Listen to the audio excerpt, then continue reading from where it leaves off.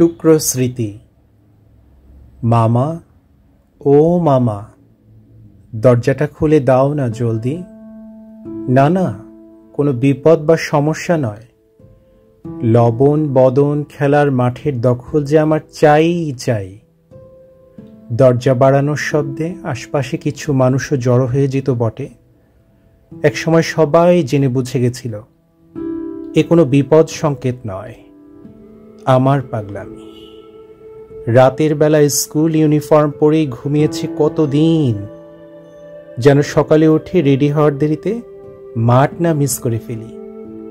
ঘুম থেকে উঠেই পায়ে জুতো আর ঘাড়ে ব্যাগ নিয়ে এক নিঃশ্বাসে সরাসরি স্কুলে।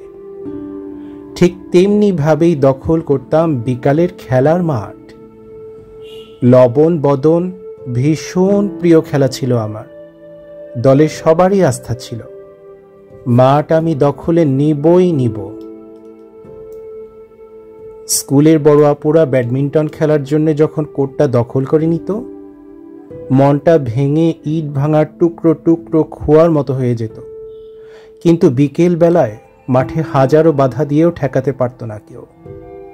কতবার মাঠে পানি ঢেলে দিয়েছে কতজন, তার উপরে আরো মাটি এনে চাপা দিয়েছি, তবুও খেলেছি। কতবার কোদাল দিয়ে মাটি খুঁড়ে রেখে দিত, বালি আর মাটি বিছিয়ে দিয়েছি, তবুও খেলা বাদ দিইনি। মাঝে মাঝে একা একা মনে করি সেসব কথা, আর আপন মনে হাসতে থাকি আজও বেলকনি থেকে। ব্যাডমিন্টন খেলা দেখি আর লবণ বদন খেলা মিস করি। তোমরা খেলেছ কখনো লবণ বদন? আমার ভীষণ প্রিয় খেলা ছিল তখন।